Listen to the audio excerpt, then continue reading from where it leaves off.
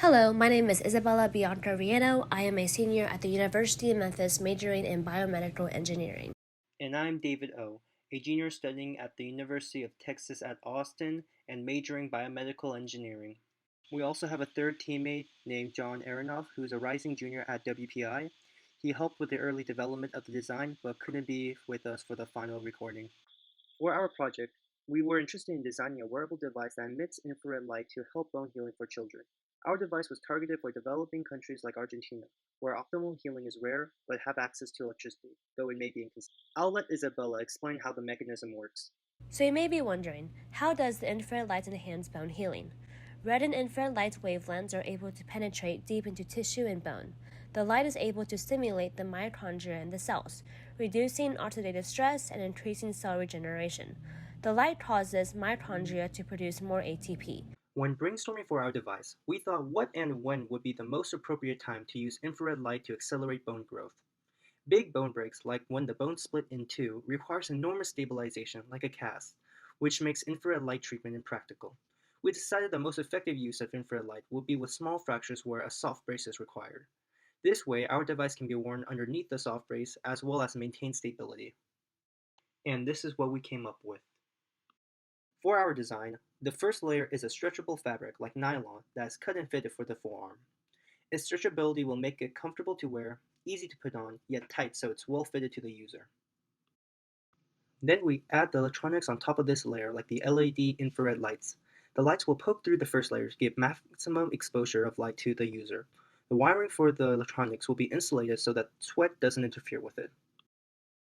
Finally, we put another layer of nylon fabric on top of everything, so the two layers of fabric essentially act as the housing for the lights and wiring. This keeps the circuits from being exposed, as well as give it a cleaner appearance. We then add Velcro strips so that it stays secure beneath the soft brace. The total amount of the therapeutic wavelengths of the LED lights combined is around 660 nanometers and 850 nanometers, which is pretty powerful. Per brace, there should be around 9 LED lights of 660 nanometers for deep red light and 9 LED lights of 850 nanometers for infrared light. Duration of wearing the brace should be around 24 hours for a few weeks, depending on the severity of the injury, and the duration of the infrared light on area of injury should be around 5 to 10 minutes 3 times a day. This should ensure a complete and successful bone recovery.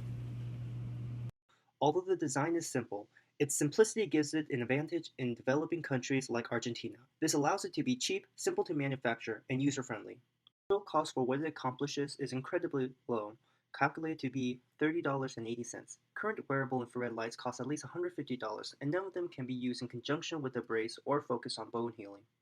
Its simplicity was inspired by origami in engineering. The forearm is a simple shape, so it's able to be easily translated into a 2D plane. This allows the device to be manufactured much quicker because 2D planes are easier to manipulate and compact. Its simplicity gives it a user-friendliness that doesn't require detailed instructions.